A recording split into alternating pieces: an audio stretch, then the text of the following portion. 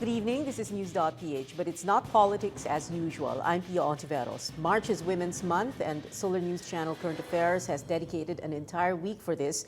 There are many more women on the forefront of various issues and sectors in this country, but they got there in spite of the labels they've had to bear and break through. Tonight we talk to four such women: Miriam Coronel-Ferrer, General Lina Sarmiento, Lani Robredo, and Jeannie Havelosa.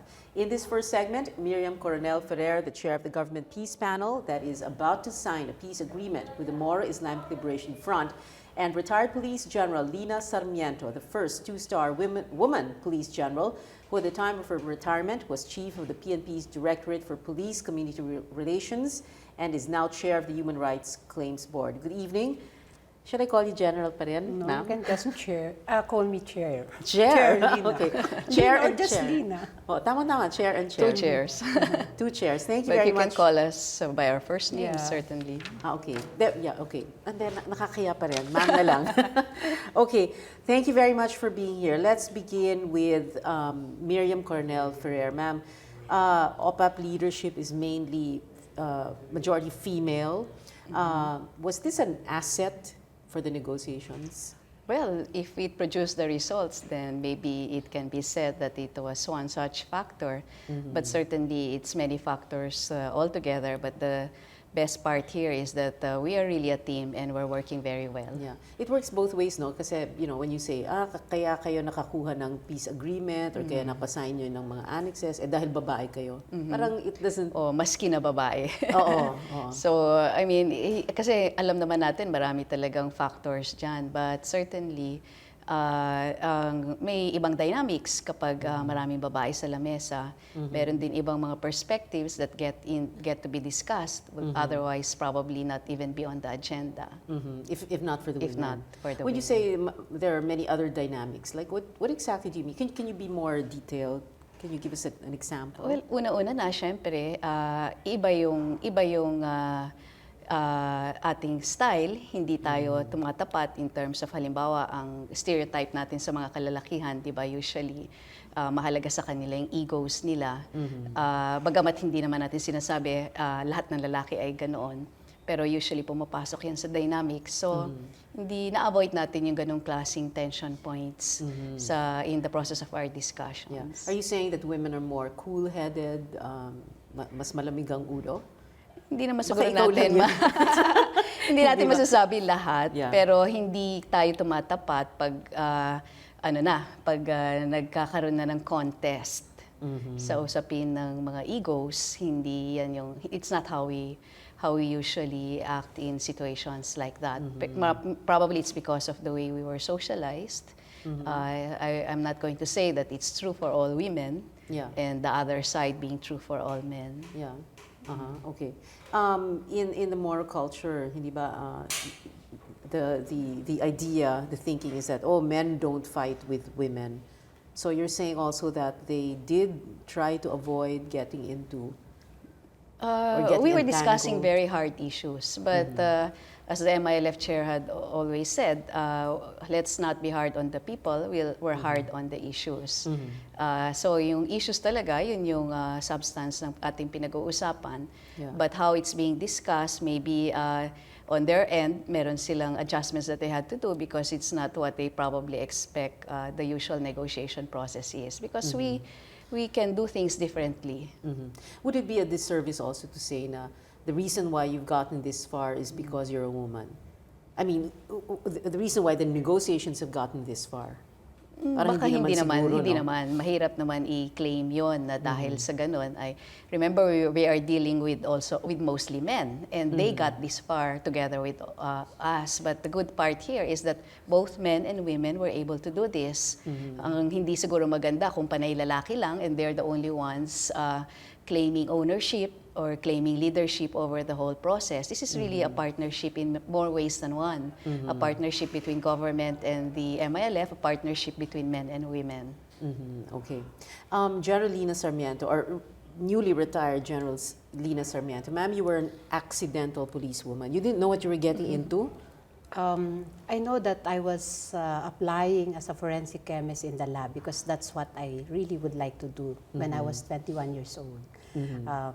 But the policing part of it is accidental because being a chemist in the lab, we were given the ranks. So I stayed in the laboratory for almost 11 years. 11 years, oo. Pero meron naman kasing civilian employees, di ba, yung non-uniform person. So that's what you thought you were going for? The main reason why I joined is because of the work in the lab. Parang tingin ko noon, it's something exciting. It's not the same story every day. So, and that's what I experienced. Every day I encountered a different case. It's so it's a different story every day. Yeah. Kung nasa factory ako, siguro araw-araw yun yung ginagawa ko. Kunwari quality control, so every day ganon. So that attracted me to crime lab. Yung palang in-applyan ko ay hindi naman pala civilian employee, kundi lateral entry na we were given the rank because that was an incentive dahil wala raw nag-a-apply. So, as an incentive, sige mag-apply kayo, you will be given the rank. Oh. At the time, it was not yet, syempre hindi pa Philippine National Police. PC, Philippine Constabulary Integrated National Police. Yeah. So what was your rank then? Lieutenant. I was given the rank of lieutenant. So, until I became major, I was with the crime laboratory.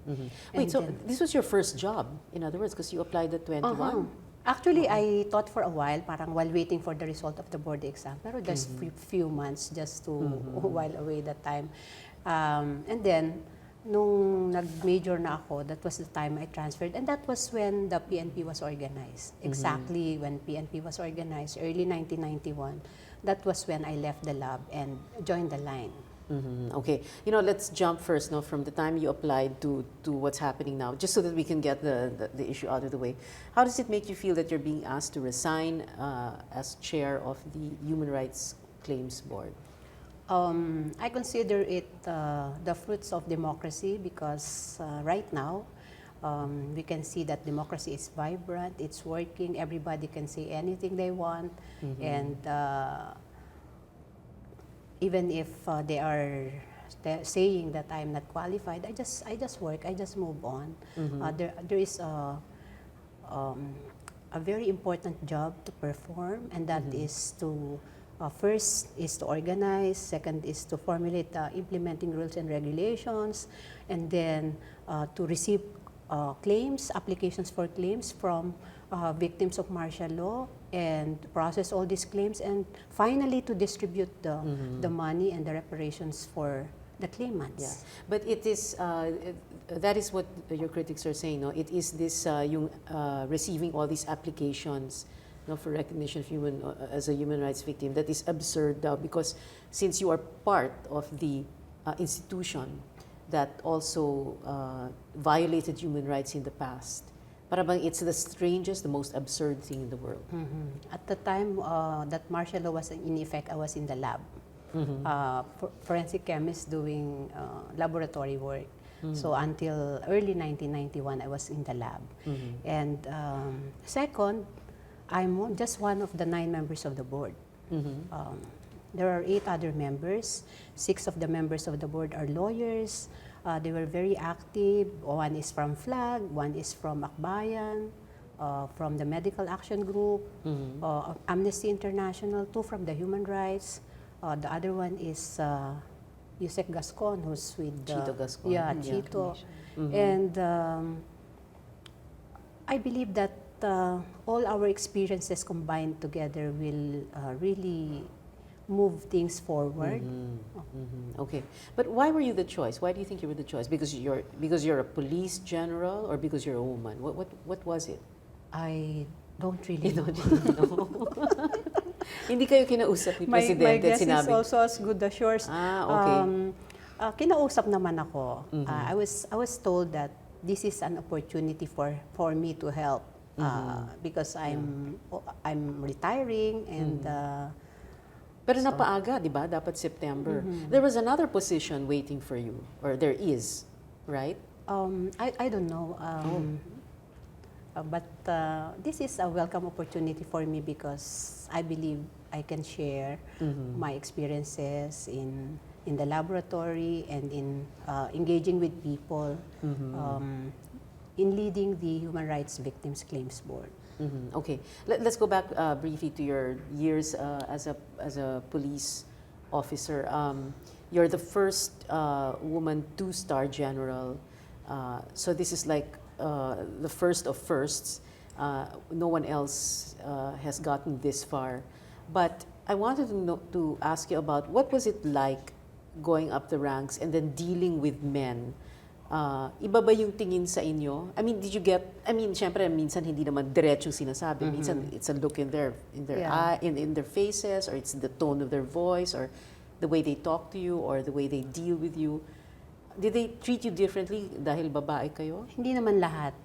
Merong mga ilan na who really looked at women differently in the service. Pag ako magsalita, emotional.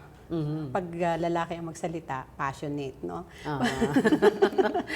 So, parang ganon. But not all of them. I work with a number of men na kasama ko. I was the boss, and sila ang mga kasama ko. They supported me. And I know that siguro sa umpisa, they were thinking, ano kaya? Ano kaya? Kasi babae how is it like to have to work a under woman, a woman as a boss? Yeah, because for many years, for decades, they have been working with men as the boss. Yes. Now, for the first time, they have a woman as a boss. So perhaps they were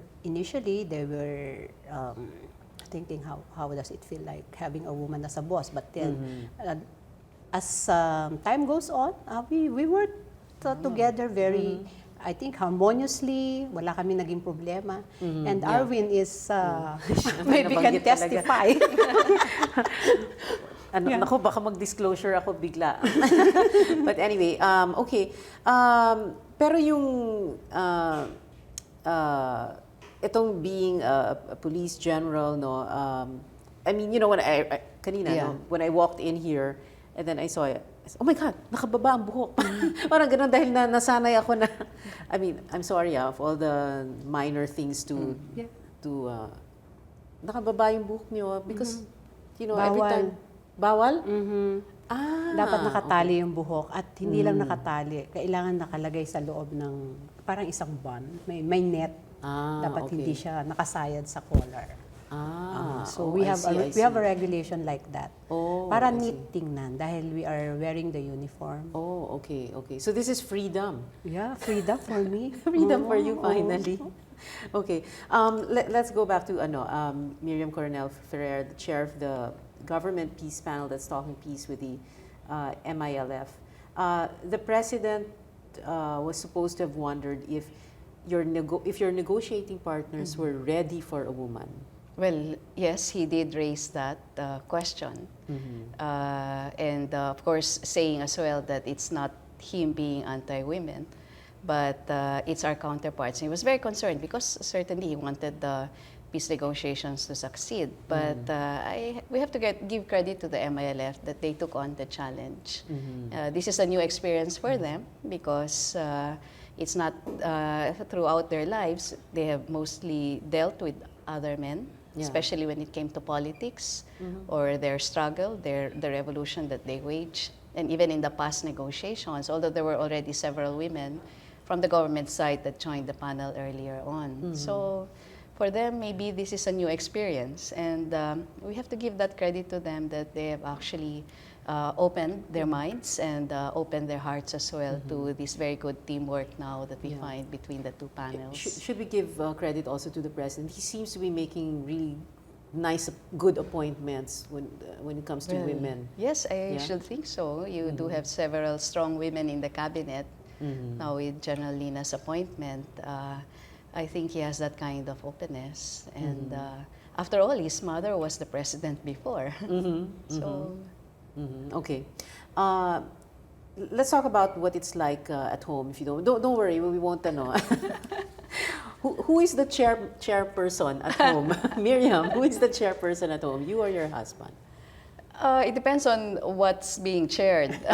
Okay. But actually at home, it's my husband is a very good cook. He does the marketing, and I'm very blessed I don't carry that burden Yeah. of thinking about the food for the whole week or for the whole month. He's very supportive, and it's very important to have a very supportive partner. Yeah. Oh, that's really important. You have three grown? 2 children. I'm sorry, two children. Yes, Okay. in their 30s, so they're on their own. Although yes, they still live with us, but otherwise they have their own careers that they're pursuing. Okay. But all these years, syempre, di ba, nagtatrabaho kayo and then you have you're bringing up children. I know it's a big question. You won't be able to answer it in 1 minute. But how did you, ano yun, nagmumultitask ka na lang or what? Kaming pareho. But lalo na nung halimbawa I studied abroad and How long would you be away pag ganon? For almost a year at least straight, and on other times I was visiting professor in different universities. That took me away from home, but I was confident that everybody will be okay because my husband is somebody who takes care of the household. Yeah. Okay, and it's nice, no, that he recognizes how important professional advancement is for Yes, you. because also. I do know some husbands have actually prevented their wives to also, follow and pursue careers. Okay, unfortunate. But okay, so you're a mom, but you're also. Is it okay if I say it? You're also a grandmom. lola? Yes, of course. Wala It's sa fun. itsura. Mas masayang maging lola, actually. Talaga? Why? Kasi you enjoy the children, you remember your children when they were young, and but you don't actually have to take care of them on a day-to-day basis. Yeah, yeah. And I think even Lina knows that. She's a grandmother herself. Yeah, oo. But your grandchildren know what you do, right? Know your Well, work. yes. Do they talk to you about it also? They say they saw me on TV, but I mean, it's not a big deal. Okay. You're just what do they call you, Lola? Nanay, which is how my Nanay. own children call me. So they okay. adopt how their own father calls me Okay. as a mother. Okay. General Lina, kayo po, you have children in their 20s. Late 20s na Late yung iba. 20s. Oo. When they were growing up, syempre, you would work also. So, they had to cook for themselves ba yun? Ganon? Kaya nga yung panganay ko now is a chef because siguro nung pag wala ako, wala rin yung tatay nila. Siya yung nagluluto. He started with microwave at saka yung corned beef. Microwave and corned beef. So ngayon, nagpa-fried chicken na ganun. Ngayon, fried chicken na siya at saka iba pang dishes. Kaya siguro siya naging mahilig magluto because he was the eldest. He's the eldest, and when I was away, when they were still very young, maiiwan sila. Minsan yung kasama natin sa bahay, iiwanan din tayo, hindi natin alam kung kailan. And sometimes I would borrow my mother from my father. Pwede ba samahan niyo muna kami for a while? But if they're not available, then my kids have to fend for themselves. So yun yung unang natutuhan ng anak ko. Yeah. How to heat corned beef in the microwave. Eat corned beef. So, importante rin, di ba, kung paano natitrain yung mga batang lalaki to actually assume some of the household functions. Even in my case, it's actually my son who's more interested in cooking than my daughter. Okay. Well, they have good role models, di ba? Yeah. Their mothers. But, Janlina, you have apos also, di ba? I have apos. I have two apos. One is 9 years old. The other one is 7. Okay. And they call me Lola. Lola. Sino mas nakakatuwa? Yung mga anak o yung apo? Nakakatuwa yung mga apo. Apo. Okay. Ang isa kasi doon, when my children were growing up, very busy ako sa career. Naging chief of police ako sa Pampanga, so I have to be away. Provincial director. Chief of police. Chief of police at that station, time. no? Okay. Pampanga and then Bulacan. So you would be away for what? Yeah, I would be a whole away week? for a whole week. Minsan, pag may project sila, I still remember one time, my daughter has a project. Kailangan ko umuwi madaling araw para tulungan siya and go back to the station. Also, immediately after delivering the project, tutulungan mo, di ba? Kasi maliit. So, dinala ko muna, tapos sinabi ko sa kanya, anak, ganito yan. And then, I have to go back to the station. Okay. What was it like for them growing up, di ba? Parang, how do they explain to their friends? Dalawa eh. my mom is in the police force and then now she's a general. Parang palagay ko naman, they grew up normally. Mukhang wala namang problema.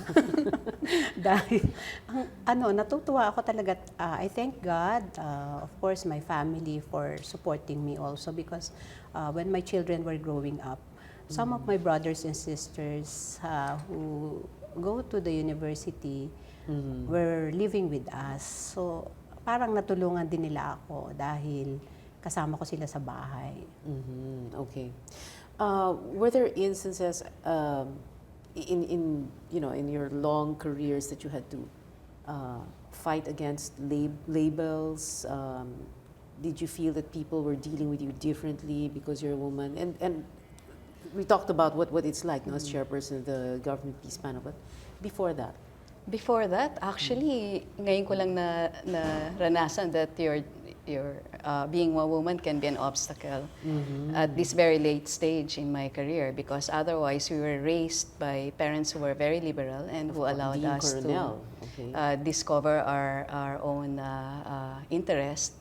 And when I was an activist, hindi wala naman masyadong discrimination dito, even as students at the university, or now also as a member of the faculty at the University of the Philippines. So, otherwise, parang hindi issue yan for most of my life. Parang bakit ngayon at one point naging issue. But I'm glad na hindi siya naging obstacle at all. Can you answer your own question? Bakit kaya? Naging issue? Yeah. Well, we know it's the peace negotiations, masyadong sensitive yan. And we are dealing with an Islamic group, Moro Islamic Liberation Front, which you may say is more Islamic in their ideological positioning vis-a-vis other, say, the Communist Party of the Philippines or even the Moro National Liberation Front. So, syempre, may concern doon. But it's not because of a specific religion. Alam natin, even Catholicism, may mga biases din yan, or meron din obstacles na nakikita for women. But in this instance, that was a factor. Okay. Ma'am Lina, did you ever join an actual police operation? I mean, may encounter, meron? Hindi naman actually encounter, but I led my team when I was a chief of police in serving warrants of arrest. Okay. Nakasama ako mag-serve ng mga search warrants. So because if you're the team leader, then you have to be there. Na-experience naman natin. And what was it like? Ano yung naging reaction ng servant mo ng warrant? Para bang, why is a woman serving warrant? Ganun ba yun? Kasama naman ako, may mga kasama ring lalaki. But I think that though having women in the police is an asset, because lalo na sa mga police operations, importante ang mga details. Women, I know if you observe, women are very particular with details, parang masyadong madetalye. So importante yun, especially if you serve a search warrant, then you pay particular attention to all the details, the items that were seized, the inventory, all the documents that are necessary for the filing of the case. So medyo ganon madetalye, di ba? So, are you saying na pag may babaeng police officer, walang nawawala? Ganun ba yun? I don't think it has something to do with gender. It has something to do with the person. Pero personal, yan yung kanyang values, the values of the person, not necessarily with gender, but yung pagiging detalyado, parang mas may pagka related sa babae. Maybe because of the training in the home, because we are trained to manage the home. Maraming detalye kasi sa bahay. Maybe that's the reason why women pay attention to details. Maraming babayaran, maraming kinukompute. Kaya medyo... Tapos alam natin pag may kulang na isang lata ng corned beef dahil na microwave ng anak, parang ganon. Tsaka yung mga kailangan ng anak sa school, parang talaga kulang siya ng isang lapis, mga ganon ba? So I think it's the training in the home that makes women very detailed. Pero mabalikan po natin yung yung pag nagsaserve nga kayo ng warrant of arrest, ano yung reaction sa mukha ng tao na sinaserve nyo ng warrant? Yung ina-arrest? Wala naman. Wala naman akong Hindi naman siya nakita. nagre-react na bakit babae or Wala naman. they're not more violent or are they para sila mga tupa dahil babae ang umaaresto sa kanila? Wala akong na-notice na kakaiba. Parang pareho naman. Okay. Because I have also observed other operations where the men will be at the lead and pareho rin naman. So, Pareho lang. pumipiglas din, ayaw din magpa-aresto. Ganon din. Has anyone ever like tried to take a swing at you or, di ba, mag-agaw ng baril or... Lucky that I never experienced it. Okay. Did you ever shoot somebody? I was never given that opportunity. I'm so thankful. Buti na lang. Okay. Then, my next question, have you ever killed anyone? Of course, wala pala, no? But anyway. Okay. Let's just wrap up the segment, di ba? We have to wrap up na. I know this sounds so strange, no? But there's so many young women watching us now, students, young professionals, no? What is it that you want to tell them, Ma'am Lina? For me, just be women. Like me in the service, I don't have to be like the men. I don't have to be masculine to be recognized. I think it's more on developing one's own potentials and capacity that would lead them to whatever goals or dreams that they really wanted, where they really wanted to be. So, hindi kailangan mag-akto kang maglalaki. I became a general not because I acted like them. I just really worked very hard. Okay.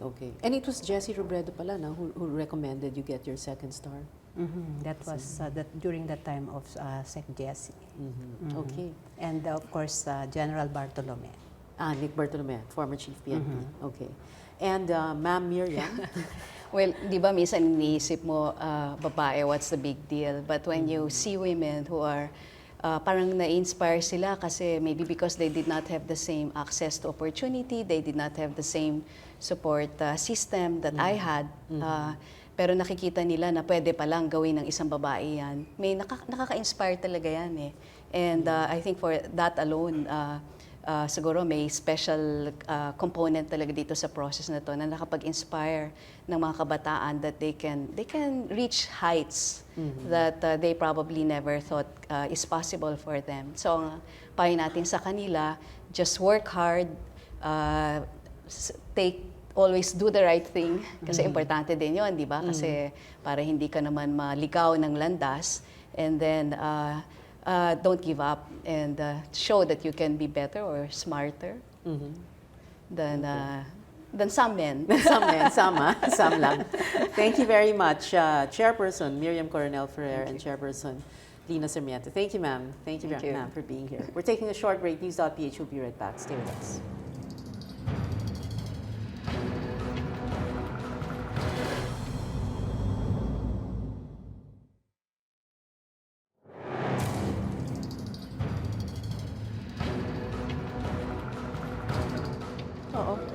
Welcome back. You're still watching News.PH on the Solar News Channel. I'm Pia Hontiveros. We're talking about women and labels. In this second segment, Lani Robredo, Sec Jessie's widow, mom, lawyer, congresswoman, public servant, and Jeannie Havelosa, an advocate for culture and sustainability, a co-founder of EcoStore, and founding president of Business and Professional Women's Network. Women's Group. Good evening, Congresswoman Robredo Hapa. Good evening. Ma'am Lani and Ma'am Jeannie. Hi. Thank you very much for being here. Okay, let's begin with Lani Robredo. Did you feel that you had to fill in Sec Jessie's shoes or his Yes. chinelas? Yes. Kasi ano naman, I am fully aware that I was voted into office because of him. People see me as an extension of my husband. And when I finally won as congressman of my district, they expect me to continue where he left off. So the real challenge is really to to remind people that I am not my husband. But at the same time, the real challenge is filling the big shoes he left behind. Okay. It's interesting when you say that people until now, see you as an extension of your husband. And yet, your husband, when he was still alive, he always looked at you as a partner and as his equal. Yeah. Right? Totoo yun. Pero I was never kasi active in his work. I was active in my own advocacies. I was a private practitioner. I was involved in an NGO promoting gender equality. But I was never really involved in the work of my husband. So pag ang kausap ko, yung mga dating kausap ng asawa ko, I was really just behind the scenes. So for them, I am just continuing where my husband left off. Mahirap yun. Mahirap in the sense na forever I will be compared to him. My husband was mayor. He was never congressman. I'm a congressman now. And yet, people in my city, at least, expect me to be there all the time, just like my husband was when he was mayor. So, I am very active in social media, only to educate my constituents that my work as congressman is different from the work of mayor. Mahirap siya in the sense na mahusay yung asawa ko eh. So, mahusay din naman kayo eh. Di ba?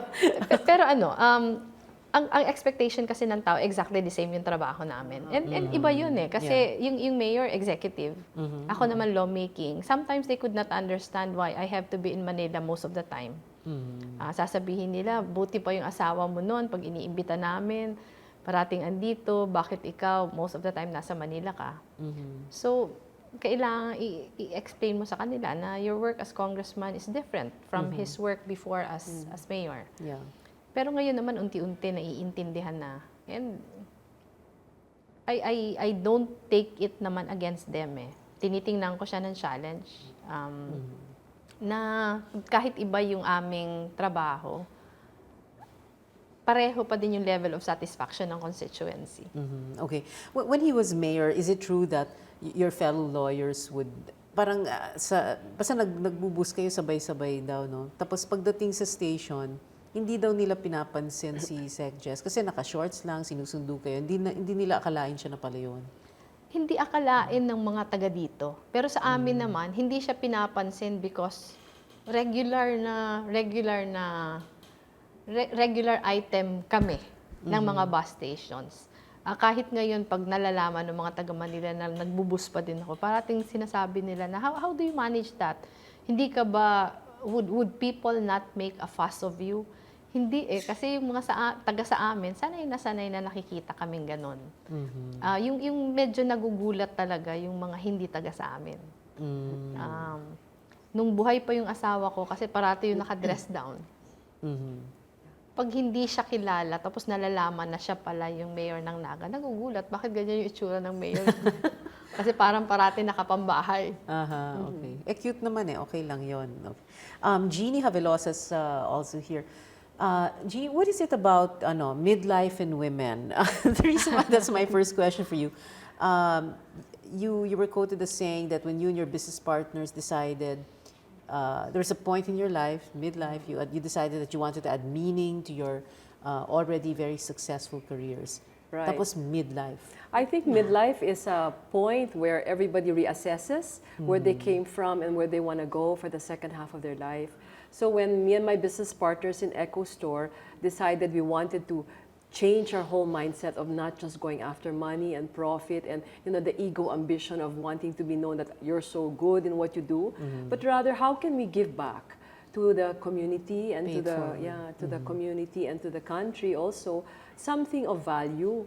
So we started to be able to shift the way we started to do business, and we opened a social enterprise by being able also to touch all the poor people all over the country, helping them bring their products to the market. And I think this shift was for us to be able to live healthier, because it's about a lifestyle that we want to grow old with. It's about working with people with shared values. to be able to work and put our energies in the second half of our life towards things that are constructive and positive and also is meaningful for us. So midlife was a stretch because we had to meet a lot of new people. That was not normally the kinds of people we were dealing with. A lot of nicer people also because because sometimes in business, you know, when you do business, it can be a little bit, let's get the profit there. The stress levels are very high. But when we moved into the social enterprise of Echo Store, it was really how much can we help other people and yet make sure we're not lugi in our business or we keep kasi kung malulugi kayo, how will you help others? Exactly. To keep a balance and therefore be sustainable. But it is also about sustainability of the self. How can we continue to be happy in what we do? How can we do things in a way where it's not harming the environment? So our midlife, coming together as friends, we felt that as a force together, we can actually create change. But it was very personal to all of us. Like the kinds of products we had there and what we were doing with the communities, well, they were all because we wanted to do it. We wanted to stretch the possibility of helping others and changing our whole life, making it more healthy and sustainable too. So at a certain point, parang naisip nyo na this is not just about making money. That's right. We want to make a life and not just a living. It's the title of a book, no? Ganon. Actually, it's all about living life, not just being alive and trying to survive, right? It's really living life in its fullness, in its joyful capacity, even with the challenges that are there. And all the people that you touch, you want to see how can we help them change and make their life better. So I think that was really a shift because at the end, you're as business people, you begin to see that stretched also, no? That how can fair trade be given to them, but also teach them to give us retailers fair trade, because sometimes they don't understand that there's so many other angles in business on the other side. No? So I think it's really that to be able to stretch our capacity of as business people and women who have a cause and speak on behalf of the causes that we stand for at the second half of our life. Okay, you can't take your money to your grave, right? Not really, no. But you can take what you've paid forward. And a lot of it also is how do you build experiences so you leave behind inspiration for other people to continue their lives also in positive ways. Okay. When we say, let's just backtrack a bit, no? Yung business partners, so all of you women. Yes. And the interesting part was after 1 year of running Echo Store, when we checked our metrics, almost 90% of our supply base were women and almost 87% were women customers, mostly young mothers who were looking towards a healthy lifestyle for their children. So we naturally became a women's led organization. And that brought us in the center of the advocacy to support women and specifically women's economic empowerment. Because, you know, there's so many issues, you know, human rights issues. But if a woman is economically empowered, then she pretty much has a good chance of success in life. Okay. And you are making money also. Oh, definitely. That's By why it's the called way, sustainability. We're opening Even the business has to be the sustainable. third and fourth stores. Where? Yeah, Makati will be opening up on May. Davao with the licensee also. We have our online store. And we have, of course, Podium and our flagship in Serendra that has embraced now all our poor farmers also, not just community women, but really the farmers and producers of our food products also. Okay. Yeah. You wrote something interesting last October. Is this a weekly column? Women Stepping Up? Women Stepping Up, that's a column. Women no? Stepping Up is the advocacy we started under the BPW of Makati, which is a Business and Professional Women's Network. We launched this, and I'm the founding president. We launched this to be able to align all our women by 2015 for APEC, when the Women in the Economy Summit will be held here. So we wanted to make sure we brought our professional women and our business women and the younger set at that to come together. Oh, wait a minute. Now it occurs to me. Why is it that it's the women who are thinking of preparing for maybe because we 2015? think of all the details. Yeah, women all the always details. have this detail-oriented, organized way of looking at things. Yeah, okay. Yeah. And maybe that's where the joke comes from, diba? That, ano ba yun? What if the three wise men were women? Later, you'll answer that. But anyway, think of a okay. good So answer. let's go back to that article. There was one line there that really struck me, and you said, and I quote, "I believe we are the tipping point where women will awaken to their own power and know their role in the balancing of the messed up world? The balancing of the messed up world. I think our world is messed up because of a mindset that is all very aggressive, very egocentric. And if you look at it, in a sense, it's a lot of the decision makings have been male.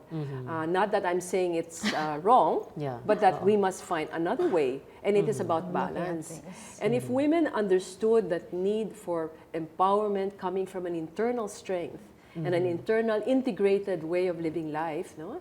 Then they can bring it out to society. If you're a woman and you have all these fears, you have all these thoughts in your head that you can't do it because of an existing mindset, then we have to be able to break that. Yeah. That's why the advocacy women stepping up. It's not about leaning in like the way in the US when they quote the lean in, but let's step up to a different level because by doing so, we create that balance. And that balance will make us now a little whole. Yeah. And decisions that are made in boardrooms become a little bit more better, more humane in a way. They have also seen that when there are more women in the boards, the company actually makes more money. Yeah, it's actually international data because we do have an organization here called Women in Corporate Directors. So there's a whole international grouping that actually advocates for more women on boards and women in decision-making roles in politics, in media, whichever segment of society.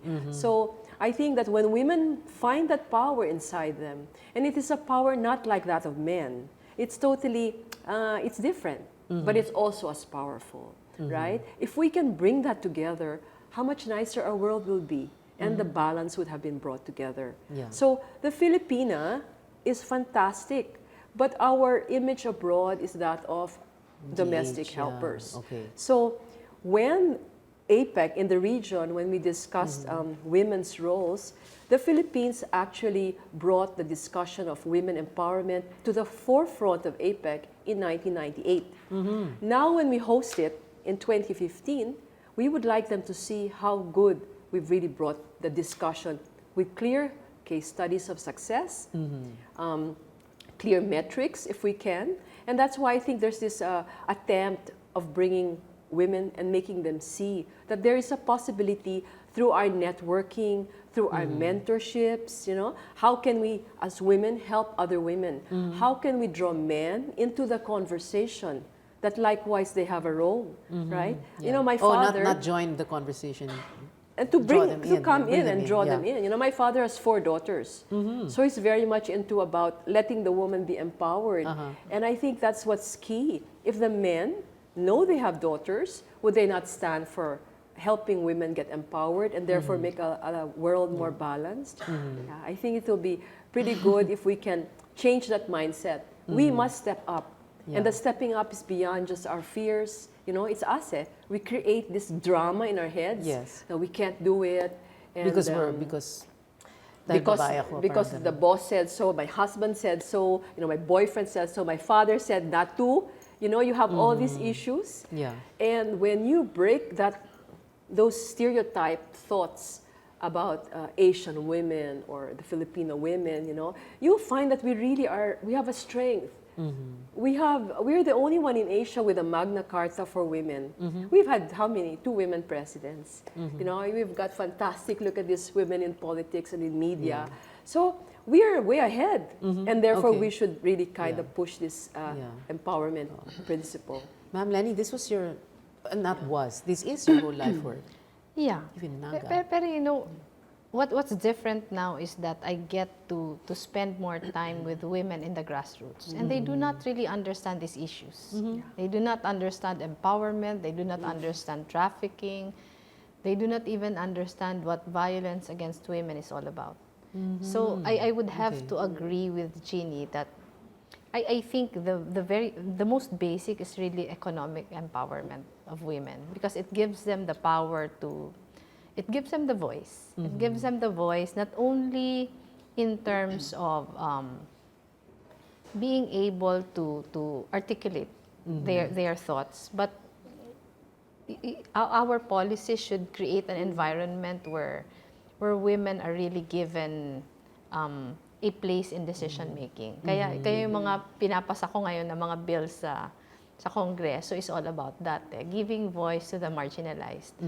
Kasi if you talk to these women, hindi naman nila naiintindihan yung pinag-uusapan natin. I've been an NGO worker for so long. And we've been advocating for the passage of so many bills. The Magna Carta for Women included, the anti-violence against women and children, etc., etc. But when you get to talk to women on the ground, hindi naman nila naiintindihan yun. Meaning, and very briefly, for example, violence against women, you have a woman who's beaten up her husband, she will not even think of reporting, ganon. Kahit sabihin mo sa kanya yung batas, hanggang hindi siya economically empowered, hindi siya magkakaroon ng boses Kahit sabihin mo sa kanila na mali yung ginagawa ng asawa mo sa iyo, hindi niya naman yun ma-appreciate. So talagang number one talaga yung economic empowerment. Kasi if a woman is economically empowered, ano siya parang may bala. May bala siya na ipaglaban yung kanyang mga karapatan.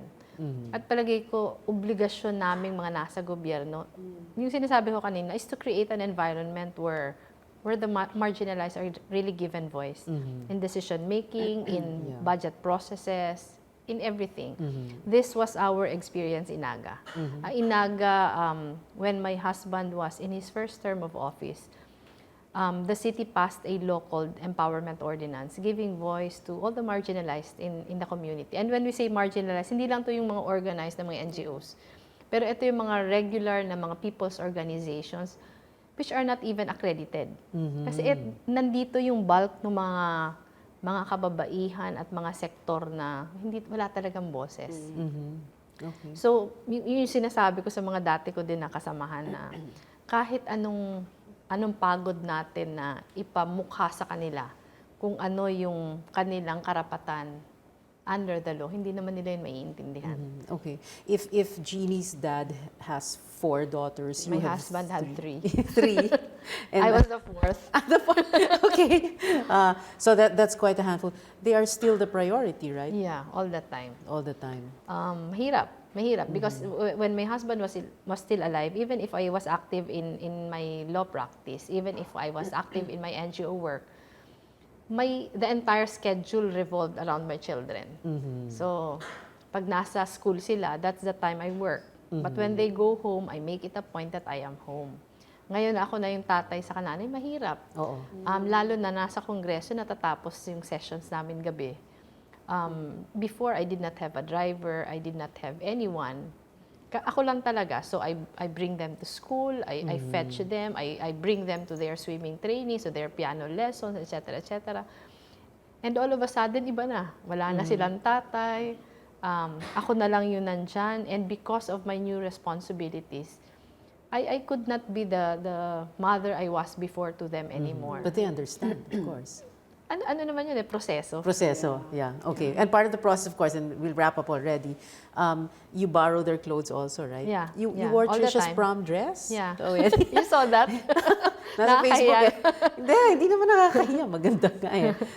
Pero yung damit na yan, ma'am, sa inyo, hindi sa kanila.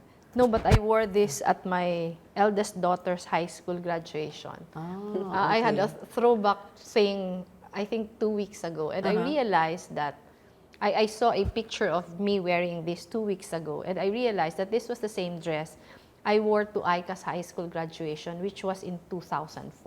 Wow, you did Okay. Thank you very much. I'm sorry we ran out of time. Dapat mag-part 2 tayo. Maraming salamat po, Congresswoman Lani Robredo and Jeannie Javilosa. Thank you very much. Thank you so much for being here.